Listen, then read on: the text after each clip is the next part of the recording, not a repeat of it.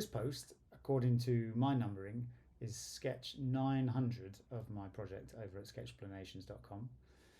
To mark that, I've been reflecting and I wanted to share what I've learned from over a decade of doing this project.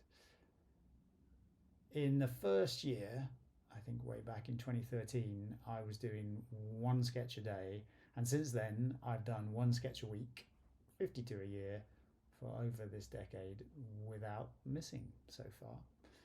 I really like James Clear's never miss twice rule, and so I've been trying to stick to that by first not missing once. So with a few years of experience in creating and sharing under my belt, I wanted to share some thoughts about this project and about sharing your work and about creative freedom. I watched a talk by Jack Conte a few weeks ago, and Jack, you may know, is the founder of Patreon, but was first and still is passionate, talented musician full of energy and drive. And the whole talk's really interesting, and he called it the death of the follower. But what drove me to create this was actually some of what he said towards the end, which was kind of his advice to creatives. And I want to talk about two things: the why and what of creating, and second, what sort of project a creative project should be. So I realised I've been lucky in so many ways with this project. First off, it was accidental, so I wasn't staking my future on it or my ego. And it was a side project until this year, at least. So I wasn't staking my paycheck and whether we could pay our mortgage and whether I could support the family on it. And I really stumbled on a simple formula that's given me amazing permission and license and scope to explore really whatever interests me. And without getting too grandiose about it, my conjured up tagline, which came to me very early on, of explaining the world one sketch at a time, is a huge mission, clearly, and one that never really ends. But it also allows me to cover whatever aspects of our fascinating world that I want in the way that I want, which I love. Now, cartoonists, for example, also have tremendous scope to create, but they usually also have to make people laugh. Fortunately for me, I don't have to do that each time. I can cover serious things or sensitive things, fun things, complex things, and whichever way that I want, which is great. And I'm also lucky, I realise, that my drawings don't actually have to be good. And sometimes I look back on the older ones and I cringe, but usually I'm not cringing at what I'm sharing, it's only my drawing of it. But just a year or so into this project, when I was complaining to a good friend about not being the best artist, he simply replied to me, yes, but it's the content. And it's really stuck with me. And it's grown on me over time. Drawings may not be as slick as other artists, but I think the content and the topics I tackle are hopefully valuable, or at least interesting in and of themselves. So I think people forgive me when I don't get it quite right, and maybe it's a bit cheesy or my people are a bit janky. I'm rescued by the content. And part of the luck in my formula is that it's also become a unique collection in style and approach. And so the more I've created, the more unique it's become, which is brilliant. I'm regularly asked how I choose and find topics to include. And I only recently found the answer that really nails it. On my website, I've joked, sooner or later, everything I know will be on Sketchplanations. And in some ways, that's true, at least for much of the useful stuff that I know. And at first, sketches were very much a combination of serendipity in what happened to me that was interesting this week, and kind of a process of trawling through my experience and memory for things that I found interesting and helpful over the years. And they were also what I found myself using or thinking about regularly. And I've definitely, over the years, trained myself to be constantly on the lookout for topics. And sometimes I know that I see or read or remember something that I instantly know that I'll sketch at some point, and I'll add it to my list. And those that I'm excited about and I have the clearest view on at the moment are those that I typically tackle the next week. But it doesn't really address, I realise, the question of what makes it into the list and what doesn't, and what ties these all together. And the answer I found most profoundly hit when I read a wonderfully opinionated book, If You Want to Write by Brenda Ueland. And Brenda says, "And what is the purpose of existence but to discover truth and beauty and share it with others?" And it was suddenly clear to me when I read this that what makes it into the list is when I found something that to me was a truth, an insight, an aha, a new piece of knowledge, something beautiful or fascinating that I realized. And I had to feel that I discovered something. And Sketchbonations, really rather amazingly, has given me this wonderful vehicle to act on this impulse to share it with so many others over the years. I usually consider myself knowledgeable about most sketches, but actually only an expert in a few of them.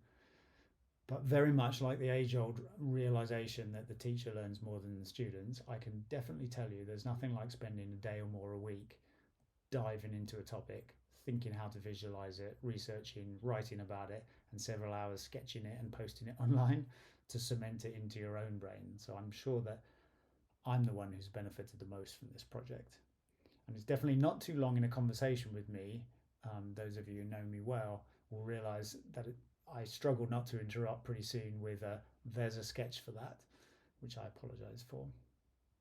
So this diverse collection of 900 sketches, therefore, in many ways reflects everything that I find interesting and helpful or beautiful in the world, and so is a reflection of me. And in that sense, it's really rather personal. Which brings me to the second aspect of what I wanted to share. So I'm very lucky that many people provide suggestions for sketches they'd like to see and cool concepts that often I've not heard of. And I've worked in design and user experience for many years, and having direct feedback of what your audience would like to see is extremely valuable. I've tackled some of them, but really rather too few of them. And I found that I'm not a very good judge of sketches that will turn out to be popular, at least in the short run. I send out new sketches every week in my newsletter, and it's funny that even though I send out literally tens of thousands of emails each month, there's relatively little feedback of what people think about each new sketch. And I started posting sketches on social channels many years ago, and that allows people to discover them and make it easier for people to share them. And I post sketches on my website so that people can find them in the future and get the answers they want, maybe when they're searching for something or looking for something to use in their own projects. And I realized that posting on social media is interesting, as you know, with all these likes and comments and shares and follower numbers, I seemed to have much more feedback about whether what I did was interesting to people or not. Certainly as compared to the newsletter, for example, where there's no lightweight, low commitment way to tell me if something was helpful, save writing me a direct email, which I love, by the way, and thank you for everyone who has. But once you start getting feedback on something, which I see on the social channels, for example, and what seems to be popular, however, you have a kind of a double-edged sword. For example, what if there's some truth or beauty that I want to share that's unlikely to be popular? Or what if there are things that will be popular, but I don't really find them to be a truth or beauty that speaks to me or makes me want to share it? And I think if I was a business, the answer is pretty clear. I would create the content that my audience wants so people come to the site and buy your wares. But when a project reflects you personally, and if it's an amateur project, which you're doing for the love of it rather than the dollars of it, what should you do then? And I realized that I've tackled some sketches of topics that people have asked for, and sometimes people have paid me for. And what I've found quite often is that very quickly it can begin to feel like a job. It's fine to do, but they're not always something that excites me. And for me, fortunately, for so long, I wasn't depending on this as my primary income. I found it very quickly took the joy out of the task. And like, why would I use my spare time, which was very often away from my poor family, to execute something that I wasn't excited about and I didn't find joy in, and I didn't find a little spark or fire in sharing with others. So don't get me wrong, reaching more people with my work is great. And I came around to marketing when I kept hearing, "Wow, I just discovered your site, I love it," about 7 years after I'd been working on this project. And I kept thinking, these people could have been following from the beginning if I'd just managed to reach them earlier. So I definitely understand the value of it. And it was actually part of the impetus to create a physical book and hopefully reach a new set of people in a different way. And I'm hoping Big Ideas, Little Pictures enables me to do that. And the same feeling also drives me to work on making the website better. As the saying goes, which I have a sketch for, business without marketing is like winking at a girl in the dark. What's the point of having good content if people can't find it? Seems a shame. Well, one way I could reach more people, I think of as feeding the machine. So what I should do, I think, is find topics that have high search volume, topics that are topical or current, topics that draw a lot of engagement, topics that may be easy to grasp, share with others, and I should sit down and do those. I should check search queries, watch what other people are doing, look for the content I post that creates the most interaction and create more of that content to match. Maybe simple messages without nuance or complexity are easy to share and take in and hit repost. But I can't bring myself to do it. And the things I keep wanting to share are my version of what Brenda called the purpose of existence, discovering truth and beauty and sharing it with others. So over the years, I've resisted too much of feeding the machine. And I'm sure it's cost me. I'm sure there are a million ways I could grow followers faster, get more subscribers, more engagement, exploit new channels, write traffic-heavy content. But I don't want to do those if it means I can't share the truth and beauty that I find valuable. So, at sketch 900, I'm sharing these reflections kind of as the struggles of a creator trying to understand the point and value of their project and what it's going to be going forward.